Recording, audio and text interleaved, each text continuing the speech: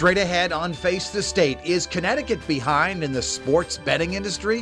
What can be done to bring in the bucks? Also, tolls, marijuana, what else in 2020?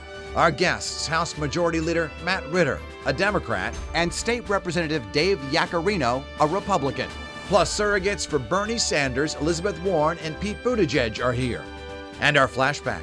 30 years ago, Denise DiCenzo was part of the effort to save the sound. It's all straight ahead this Sunday, January 26th, 2020.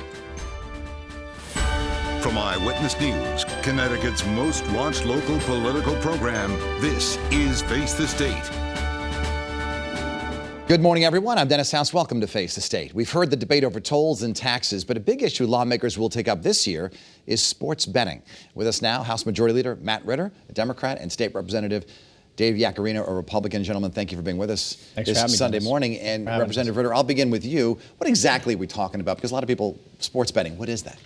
Well, it's what happens in a lot of places right now, right? It's just not regulated by the state.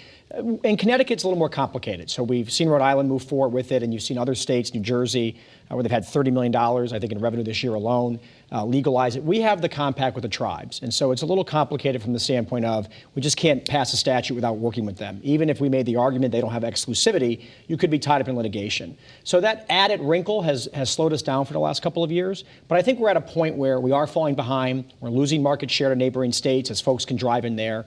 I think it's an economic possibility for the tribes, and people do it. People want to do it. So it's time for Connecticut to not be so slow all the time and get this thing done. Is there a money figure on how much we're losing out on? It's millions of dollars a year. This is not a revenue grab or something you're doing it for. It's to regulate it. It's to eliminate the black market where it exists as best you can and give people an option that I think they want on their phones and stuff like that. What do Republicans want in terms of sports betting? We support it. After the Supreme Court ruling, federal Supreme Court, about a year and a half ago, we passed it through various committees at public safety, finance, and it was pretty bipartisan. Yeah. And like the majority leader said, it's not so much a money grab, it's federally legal now, and we are losing out dollars for that. So we do support it. We have regulations. It's just having that, we have to have negotiations with the tribes. That was 1992.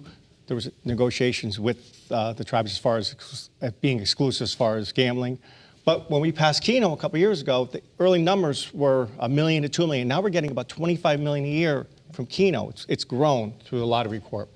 So I think we need to have that conversation between the governor and the tribes and make it best for all the taxpayers and the residents of Connecticut. But the tribes believe that the sports betting is their domain and they have the rights to it? I think they would make the argument that they have exclusivity, and so you got to sit down at the table. And the governor is the one who negotiates the compact. Even if the legislature passed a law, if there's a compact comes into play, it's the executive branch jurisdiction at that point. So would you have to go to the casino to play sports bets? I think that's what we have to negotiate, right? I mean, you need to have an online platform everybody talks about. I think without that, it wouldn't be a good experience for people. But the question would be, you know you're going to offer it at the casinos, and that would be part of a deal. The question is, do you offer it elsewhere? Do you let other people provide the app or get into the action, so to speak? And I think that's what's slowed the debate down. And so I've sort of gone back to maybe a more minimalist approach for the 2020 session, get it up and running, and then the other stuff that kind of came with those other bills, maybe put that on the back burner for 2021. How does it work in other states? In other states, they don't have the issue with the compacts. Right. So federally, like Jersey and other states, I think out of the 50 states, all are either going to sports gambling. I think 12 are just totally against it. So it's easier for them because they don't have the deal with the tribes like we have had. But we could act, like I said, we have to go back to negotiate that. But in one of the bills, there was the Lottery Corp would administer it with a 3-person panel. And I think that's the way to start off slow and not just go to the tribes to place bets. I think it would be online also. Would this be part of a larger conversation about perhaps allowing a third casino? We know Bridgeport wants one, and there's been talk about perhaps reopening that compact to get that done. I think that's slowed the conversation down, right? If you talk about sports gaming, I think it's easier to get to a legal framework and work it out. When you add in a third casino or a fourth casino in East Windsor, I think that has been the problem over the last 2 years. So I would like to maybe see a bill that we put that stuff on the back burner and just focus on getting people access to this year. And by the way, if we were to legalize it, it could happen very, very quickly. There's not a 18-month ramp up or anything like that. While we have you here, I want to talk a little bit about marijuana because there's some talk that we're falling behind neighboring states as well in terms of that. New York has said that they want to do it, and they would become one of the leading cannabis states in the country. Do you support that? I have not supported it. I did speak, I serve on finance and many other committees, where Vermont had grow your own. I think you could get a permit for 6 plants. That's a slow way to do it. But I never believe in policy just for a revenue gain. It's got to be good public policy. And at the moment, I have not supported that. Most Republicans seem to be against it. It's not. Anyway, I think so. I think principle. in this case, it's not. It's like I said, the grow your own. That I think is a slow approach, almost like what the majority leader said as far as slow with the gambling.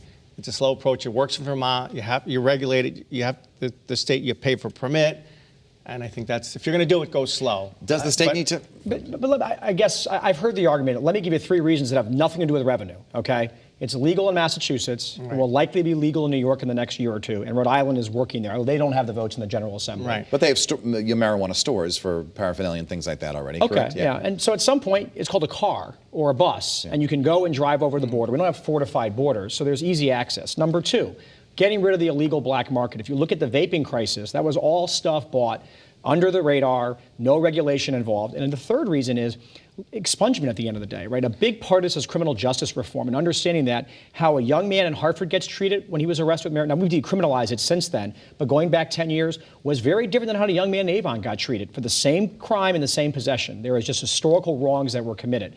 So those are 3 things that have nothing in my mind to do with revenue. I don't care about the revenue, but unless you're going to fortify borders and inspect every car coming in, we all know people now who have no problem driving to Massachusetts or New York at some point. I do agree with the majority leader, with Matt, about the expungement. I think it's been unfair and unjust for many, many years, and I think that's something I support 100%. And I think most people in the building support that. Yeah, I think it's just so unfair. I personally don't think it's a gateway drug. It's something I serve. My biggest things are science and bioscience and growing the economy that way. But, there's always that room for that conversation. Yeah, and as the representative said, it's a very personal thing. No one up there is fighting or angry. It's a personal decision. We have Democrats that are no, so all fair about that. Very briefly in our final minute, tolls for trucks. Do you support that? Yes. Do you? No. I think we have a good plan that pays the pension down, which creates jobs immediately. We do take some of the rainy day fund money, which will still leave half of it there. But to me, it's all about jobs, fixing the infrastructure. Tolls don't just fix rail. We can't use toll money for rail, so it's everything. And I want to pay the pensions down. But I think we all want, one thing we do all agree on, we want to fix our roads and bridges and rail. Dave Yaccarino, Matt Ritter, we appreciate being on the program. Thanks, Dennis. This morning. Later in the broadcast, at that time Denise DeCenzo checked out Long Island Sound as it battled pollution. And in a moment, the presidential race. We welcome you to watch past editions of Face the State right now on our YouTube channel or the WFSB app.